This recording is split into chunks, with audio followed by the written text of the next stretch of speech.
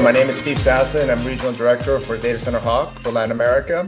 And we're here today with Ricardo Alário, CEO of OData. Welcome, Ricardo. Thanks. Pleasure to be here, Steve. No, thank you for being with us. It's it's a pleasure to have you in our Hawk Talk podcast here with us today. And just for our viewers that may not know who datacenterHawk is, we provide data center operators, users, vendors, and funds with the best market intelligence possible for them to make the best investment decisions in the region. So that's what we do. We've been working in Latin America for about 3 years now, and we've been around as a company for about 10 years. So Ricardo, OData was founded in 2015, correct? That is correct, yes. So I remember well, because at the time I was at Equinix, and Equinix had just entered the market. And I remember that some of the hyperscaler companies approached Equinix, and they said, they wanted some hyperscale facilities and so forth. And I remember very clearly that Equinix said they didn't want this business at the time, which I was very surprised, but I think they might have regretted that now. But at the time, they decided they didn't want to go. They wanted to stay more in the retail side. So, so it'd be great to hear a little bit about yourself. I know you've been at OData since the beginning, and your background, and also as well as how have the last what's 2015, so the last 9 years been at OData. I know that. Patria was the one that funded you guys to start, and then you went through a sales process, and now you're part of a great company called Align. So it'd be great to hear a little bit about that from you, in the next few minutes, if you could tell us. Sure, it'd be a pleasure. So my background is on the investment side. So I've been in private equity and venture capital for the majority of my career. And I'm Brazilian, so been doing these investments. I was doing venture capital investments when people in Brazil didn't even know what the word meant, right? We call ourselves, there's a few of us that we get together every other year, and we say, oh, we're the dinosaurs of the internet, because we're looking for deals in 99, 2000, and things like that, right? So I started private equity on the telecommunications space, and then in 99 I actually moved to venture capital, and I did that for almost 22 years in different funds and all that. And it's always focused on more emerging deals in emerging countries, right? So we would normally look at what's working in the US and Europe and see it happen in Brazil 4 or 5 years ahead, right? And then invest in smart entrepreneurs and sort of ride it out until that thing matured. So that was the playbook. In that capacity, I worked for Intel Capital, which is at the time was one of the largest corporate venture funds in the world, and they were entering they were moving from personal computers to servers, and data center was important for them, because they saw that at the time, they saw that as an important entry point for their new products. This is 2004. So one of the groups that I was part of in that link to the US was doing data center deals, and I started looking for opportunities in Latin America. So I visited for period from 2004 to 2012, I think. I visited every single building. I participated in every transaction that happened. There weren't many, but I were in all of them, in some form or factor, partner with somebody if it was a control, because we only did minority, trying to put, consortiums together to buy companies. I almost bought Divio 3 times. So that's how, how I started cutting my teeth in the data center world, in parallel to all the other, security and of cloud and all sorts of other investments I was doing. But the truth was, I never actually did a deal in data center. I liked the space, but I didn't do a deal. Fast forward to 2014, the world was changing. And when we looked at Brazil from a perspective of cloud adoption, we saw that, that was coming, where Amazon was already here. But you looked at the infrastructure and it was really not there, right? It was no man's land. Nobody was thinking how all this cloud was going to be available in Brazil if you don't have, the basic infrastructure, except for Accenture. So Accenture saw that, so they were starting to build the company, starting to grow very shortly, and Equities had a fantastic business. They had bought um, Alog, which is the deal I also was, at some point I looked at, and they had a good customer base, and so did UOL at the time. So that business was going, but the hyperscale business was not. And my team was doing some of these deals. So they were in Switch at the time, and that deal went really well for them. And they had a few deals in Asia and all that. So it was going. So I could see from internally from Intel that, there is this business that's more wholesale. We call it wholesale at the time, right? Yeah. So wholesale that you sell to one, two, three customers, and it's a little bit different than selling connectivity, cloud exchanges and things like that. So with that, uh, folks at Patria called me and said, "We're looking at this space. What do you think?" I said, "Well, I love the space." So we dated for like 6 months, until a point they actually put a ring in my finger and said, "Come over to Patria, leave Intel, come over to Patria, and we don't have a deal yet. So you have to put together a business plan, take it to investment committee, and if approved, you got a cash. You go build a company from scratch." So it was a greenfield. They actually asked, "What do you want to buy?" I said, "Well, what I want to buy is not available. It's not for sale. And what is for sale, I don't want to buy specifically." And they said, "Well, that's a great answer. Love that. We love building companies from scratch." So we did it successfully in the past. Different approach for private equity for sure. And he said, "So come on board." And so I did, and with my co-founder Rafael, which was already at Patria, we did exactly that. For 3 months, we put together a presentation. We took it to investment committee. Investment committee was really excited about the opportunity, and that PowerPoint and Excel spreadsheet. We got out of that meeting with a $250 million check to go build a company, which Okay. really helped at the time, right? Yeah. So and then aligned, right? So well, no, then 9 years of building the yeah, company, well, right? 9 years of So operation. Okay. to investment persons knew nothing about building data centers, so we had to get the third leg, and we hired somebody from the market that really knew how to build data centers, and it was a slog. It was really difficult. Brazil was going through various crisis, and we had multiple governments impeachments and things like that, and it really it took us almost 3 years to really land a customer. Once we did that, then it really accelerated. We started moving out of Brazil. We started Colombia, and then the pandemic hit, and that's when really things went crazy, right? Because we were in the right place at the right time. The cloud was growing really fast. So we, besides Brazil and Colombia, we opened Mexico and Chile at the same time, and those countries have been growing really fast. So yeah, that's the 9 years of OData. We finally got to a size where this is a very high intensive capital requirement business.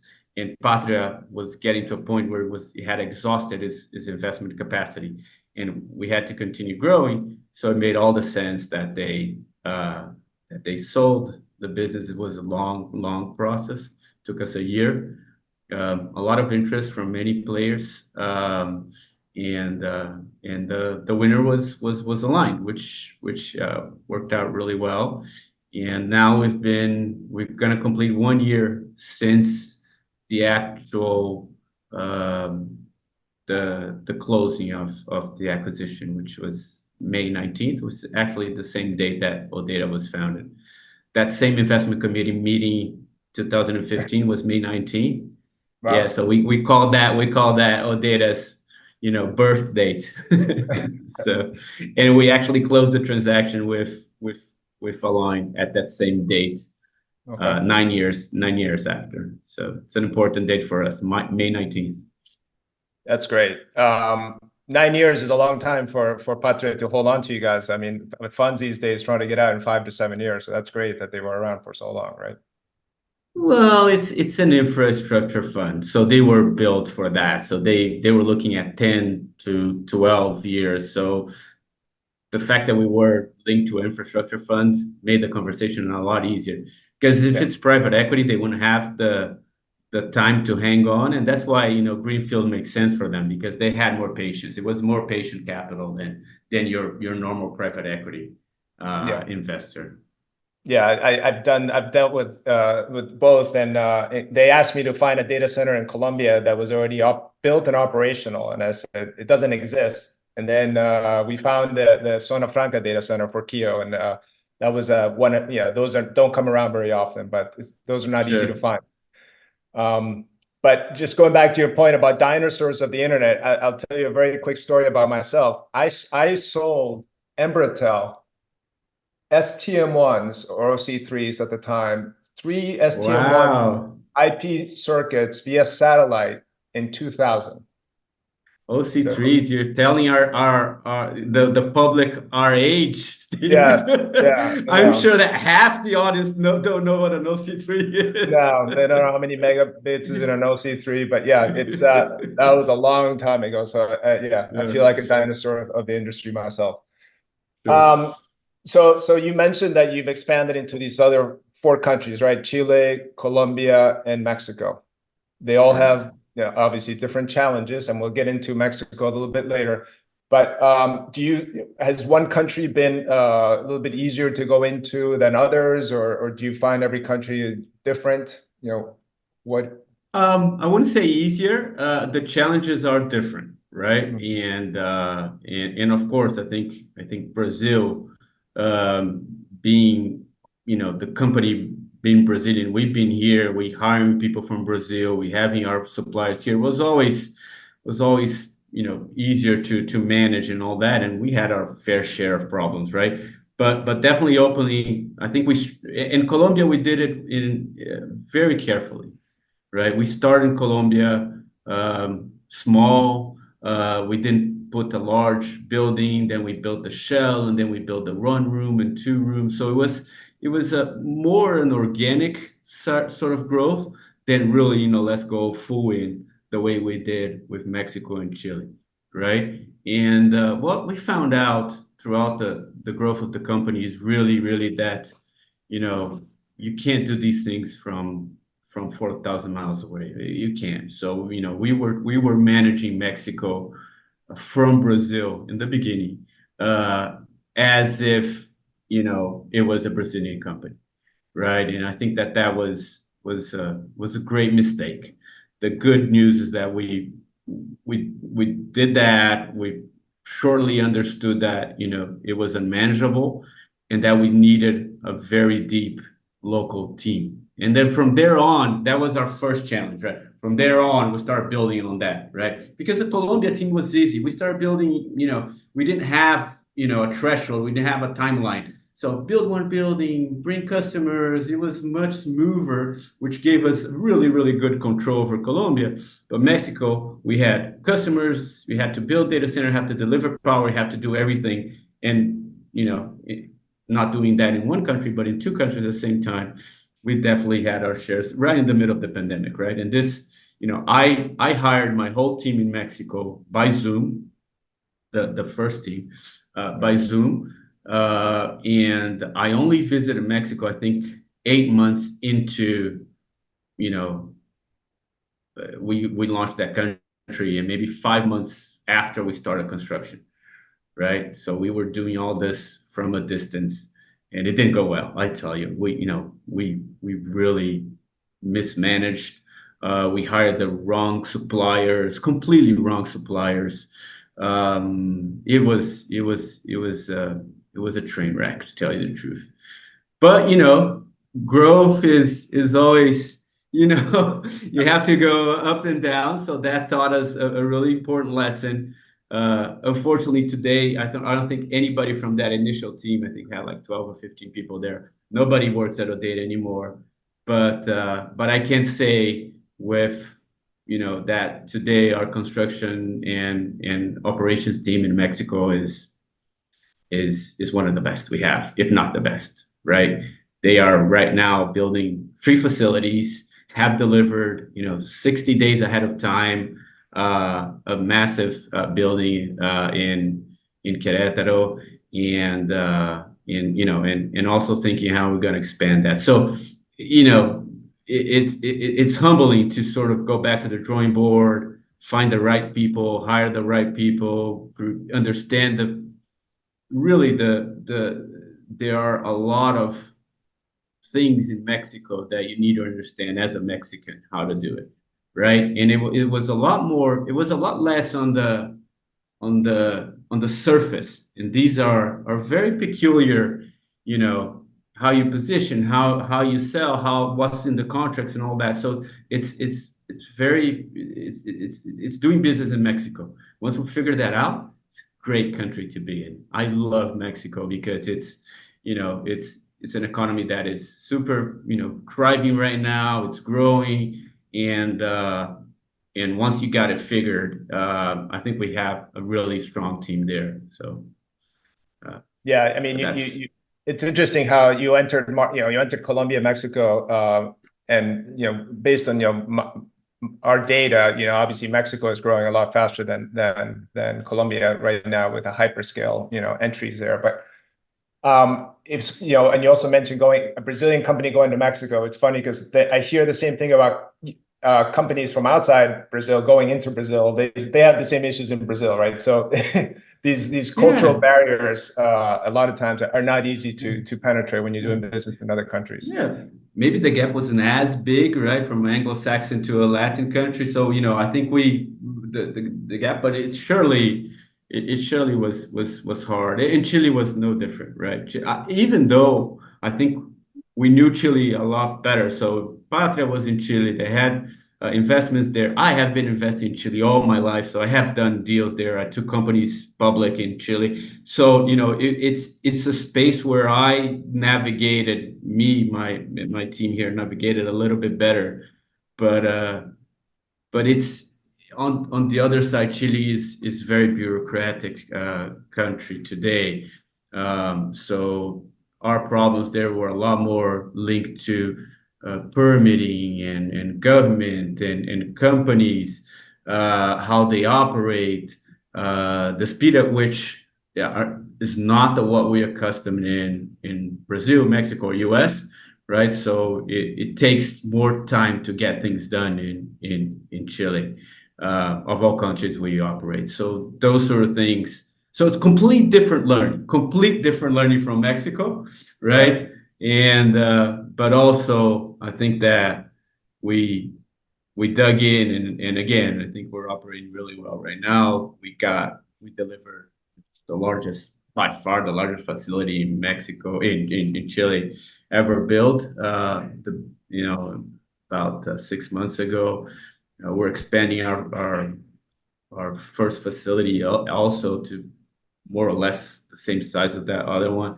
So it's going well, and our customers are happy with us because some of our customers have also not only suppliers such as us, but they also, start building themselves, and they know the challenges and they compare, right? How did you deliver a 40 megawatt building in 18 months, whereas it took me 2.5 years to deliver, half of that, right? So that comparison, we sort of is how we sort of because Mexico, there was no comparison, right? Nobody was building Mexico. It was just everybody started at the same time. But Chile people had been there, right? When we entered.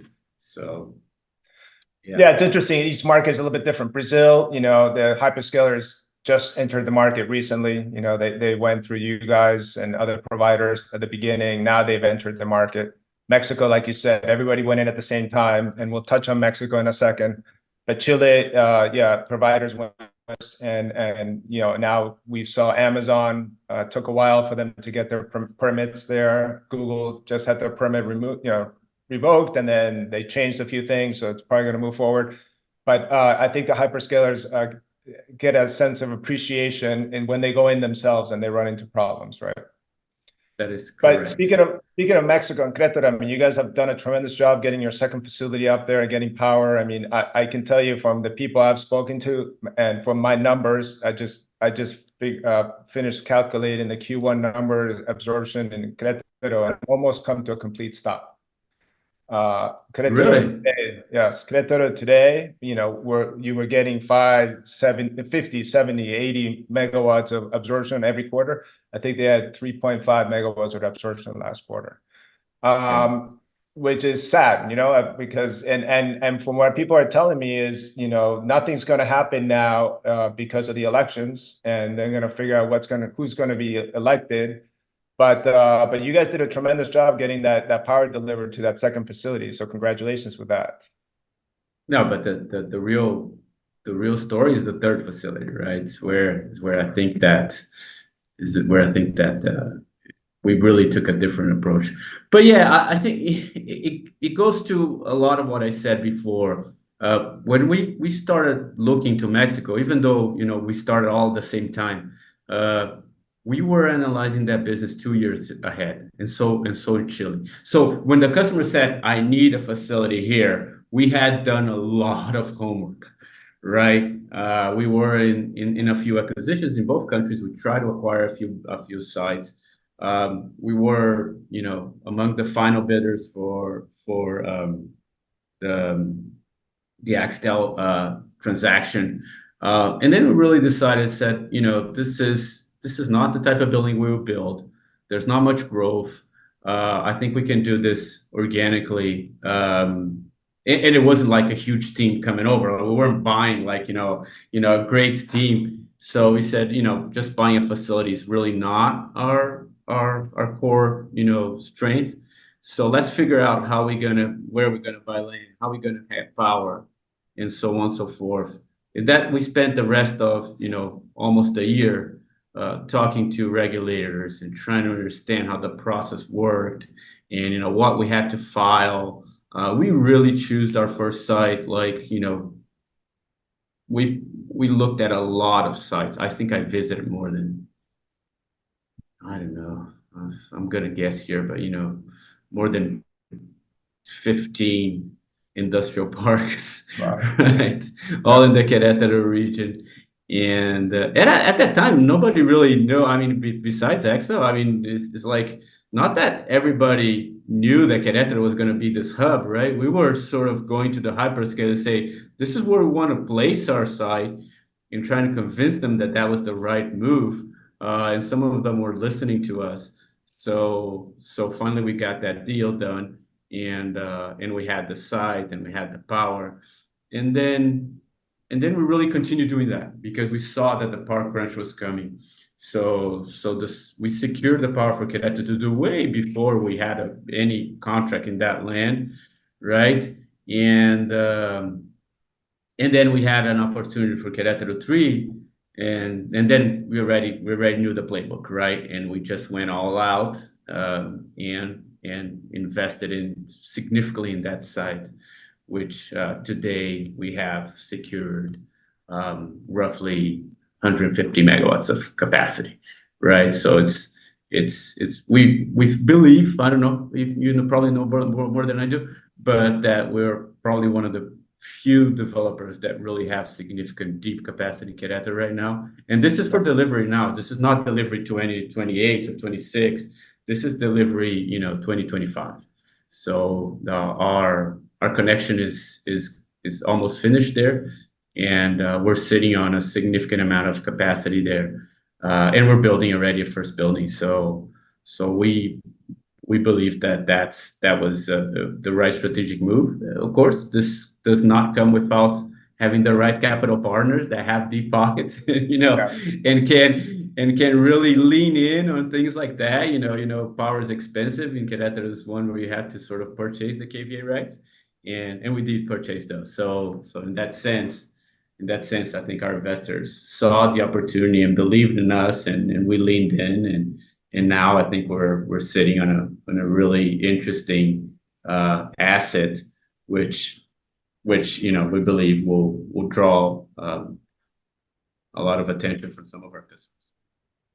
Yeah, no, I've spoken to that park where you have this third facility, and they seem to be very well organized. And I know that they're providing you guys with updates of their construction and what's going on with the power there. So I know they have the power. From what I've seen is, and I know you know this, is not every park in Querétaro is the same.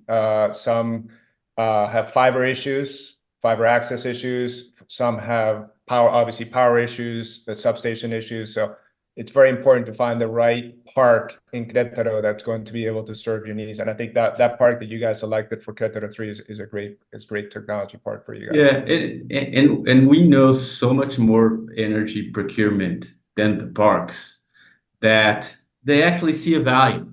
Because when OData comes in and we have our whole, site selection team that talks to all the regulators. So they know by first name, all the guys at CFE, at the Sasse, they know the process, they know what I have to file, they know what, so, we really put, a really expert team together. So when we sit with the park and say, hey, let me see your power plans, and we start criticizing it and say, oh, this is a risk, this is a risk. They see also a partnership that we can add to their, and it's a value, right? Once you sign and we're able to bring our hyperscale customers, of course, it's really, the first park is an example of that. I mean, we're the first there, and then two other customers came in, and basically that's just data centers. The park's all it's all data centers, right? It wasn't. The park was actually, we were like the second customer in that park. It was actually brand new, right? Once we came in and we got the fiber right, and we got the power right, and we had the substation built accordingly to an expansion and all that sort of facilitated people coming in, and they sold the whole thing, and now they're doing phase 2 and things like that. So I think that they see also the value that we bring, and we tend to partner with park investors and developers in that way, right? Having the fiber pass, that's a big discussion, but we already come in saying, hey, this is how you have to build, right? And they just take it and they go build it. So it's not an issue on the parks that we are. That's great. Before we flip the page of expansion to AI, I want to ask you one question. Are you looking at any other markets, and besides the 4 that you're in LATAM? I know that there was an announcement, I believe, for Lima, but I'm not sure where that is, and I'm not sure any other market. Yeah, I think we tend to be very cautious on the markets we enter. We got our hands completely full, and we're really deep in capacity in all the 4 countries we are right now, and so we're working on that. I mean, from a country perspective, Peru will be the natural 5th. We're still waiting for the growth in Colombia. In Colombia, we have fantastic, asset base there, just waiting to build. So we would probably, we haven't really announced Peru, but it's a market where we look with a lot of, we'd like it first because there's not many players there, but also because is from the GDP perspective, is definitely a market where we will need to be in. After that, there's always Argentina, right? Argentina is a market that we have dealt with forever, and it's less about the country itself. It's a very educated country with great customer base, and a really deep technology usage. However, from a pure investment standpoint, it has been challenging in the past. So we're on a wait and see. We look at other countries, but those are the ones that really catch our attention. But we don't have anything planned. We got a lot of capacity that we need to move in the 4 countries that we are right now. Yeah, Argentina is an interesting one because the land right now is probably the cheapest in all LATAM, and the power is extremely cheap there too. So there's plenty of renewable resources there as well. I was a little surprised when Google announced Uruguay. I mean, I knew they had to do that, but Uruguay, the power is very, very expensive. They just had a 3-year drought, so there's water issues there. So I don't know. I think Argentina, there is a hyperscale site there that's pretty full right now, one provider. So I think there's going to be interest in Argentina, and these people are going to start looking at Argentina to buy land maybe and wait and see until next year, see the changes that Milei is putting I in. agree. I think they're in the right path for changes. I'm excited that the country is moving the right direction, and I'm the biggest cheer for Argentina, right? Except for it's not in soccer, but in everything else. I don't know if you know this, but I'm Argentinian, so I did not know that. I did not know that, but recently Argentinians have been getting the best of us in soccer. We deserve to, but Brazilians and anyhow, Argentinians get along, except when it comes to soccer, so that is true. That is true.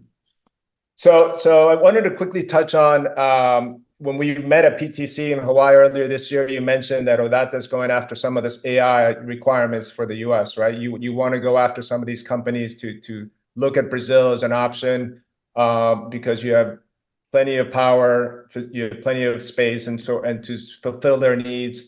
And I believe there's plenty of connectivity between Brazil and the US for them to be able to connect back to the US. So can you touch a little bit on that, on what efforts you guys are doing with some of these AI providers? Sure, sure. So yes, we do have a lot of capacity and land. And I think that the story Brazil is really generation, right? Power generation in Brazil is something that Brazil is rich in water and in wind and in solar. So let's call it new oil, right? Yeah. So we still have reserves of oil, but on this new economy, on this sustainable, power generation story, Brazil is really probably one of the best places in the globe to really look. And I learned a lot more about for example, our capacity for wind generation, and the yields that you get in the northeast of Brazil. On the coast from Bahia all the way to Fortaleza, Piauí, Maranhão, all the coast of Brazil in the northeast are, according to some people, there's no place on earth that you really get that types of yields, right? So I heard that, yields in Japan, they're roughly around, 35%. So the wind is blowing 35% of the time. So you get energy 35% of the time over 24 hours. And then, Dallas, you have, 40s, Netherlands 42. So you got these good, things, but then in Brazil, you have, every place you can find a 50% yield, right? Which is crazy. And then you put that on really cheap land, right? Which this is like desert, right? The Cerrado of the Ceará is really, so you do that, and then you have a kilowatt hour price, because the price of a wind turbine is the same globally today, or almost the same, right? But if you put it on the coast of New York, right, or the land is expensive, but if you put it offshore, it's super expensive to build versus building, inland in Bahia, where we are today, in Chique, which is like 5 hours by car from Salvador in the middle of nowhere, right? So the cost of that kilowatt hour, and it's really interesting. So having said that, Brazil today, has a capacity of generating, a humongous amount of power from wind. Talking about roughly more than 50 gigawatts of capacity. That's untapped, completely untapped. And you lay on top solar, that multiplies, I don't know if it doubles, but, maybe it's another 50, 40% of that. Well, having said that, there's no consumption for this in Brazil, right? And how do you export? When you find oil, you put that in a ship. Yeah. and you send it anywhere in the globe, right? It's a commodity. Well, wind, you have a turbine. How do you export it? You have to move it in the grid in order for consumption. So my idea was, hey, we've got all this capacity. Why? And globally, really getting to a glut. The U.S. is going through a lot of changes right now. The grid there was not meant to be connected, and wasn't designed for that. You had coal and oil power plants, right? You put them anywhere, but now you Yeah. have to move the electrons, right? And the Brazilian grid was designed, namely 50 years ago, it was designed as a single connected grid. You generate one electron in the northeast, and we pick it up here in the southeast, and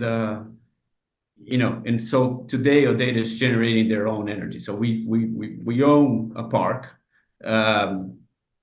in Brazil, and we're partners with an operator. We don't operate wind farms, but we partner with them. So we have our own capacity. So all the capacity that our data centers in Brazil require today comes from this park, and another we're adding a second park, and basically we generate our own sustainable energy, and we sell that to our customers. As you know, this is the model of hyperscale, and basically it's a pass through, so we sell it to them. So that's the story in Brazil. But how do we do more? How do we export this?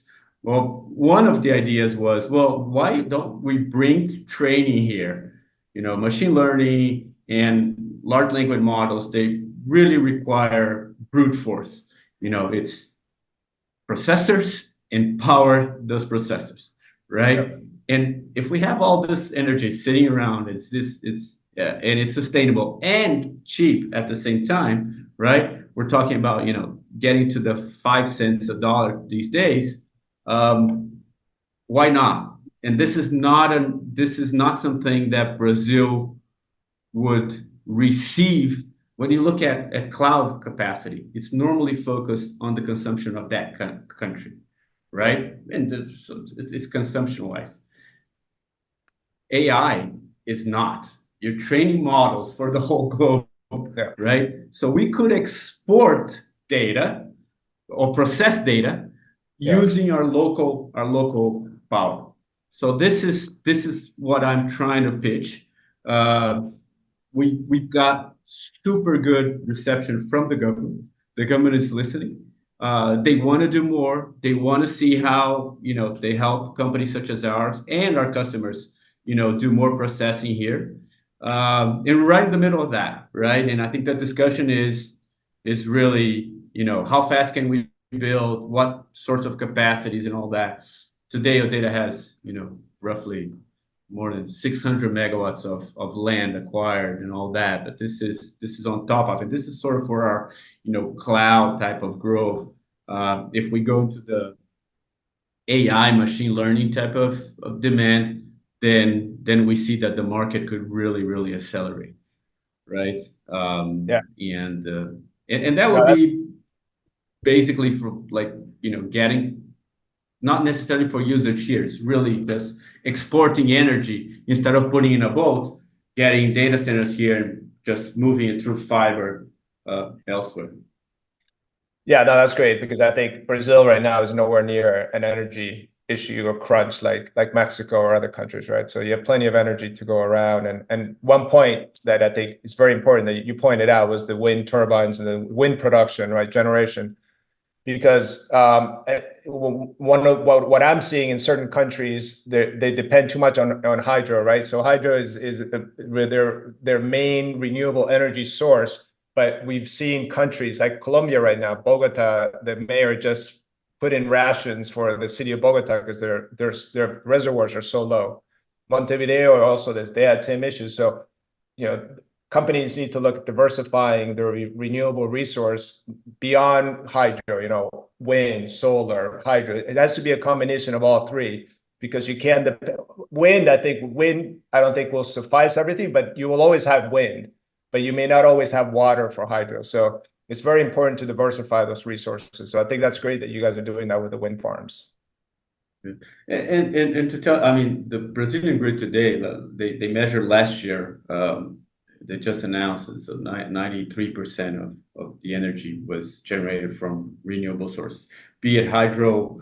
But the interesting data there is that the growth that we had from solar and wind was incredible, right? So I could point like three years ago, maybe we're talking about 2 to 3%. We're at 12% Yeah. from wind and solar, right? So there's a lot of incentives. The part is the government, you know, and part is that we do have a great, you know, region for those sorts of generations, and and part is that, you know, we had very wet seasons in the past.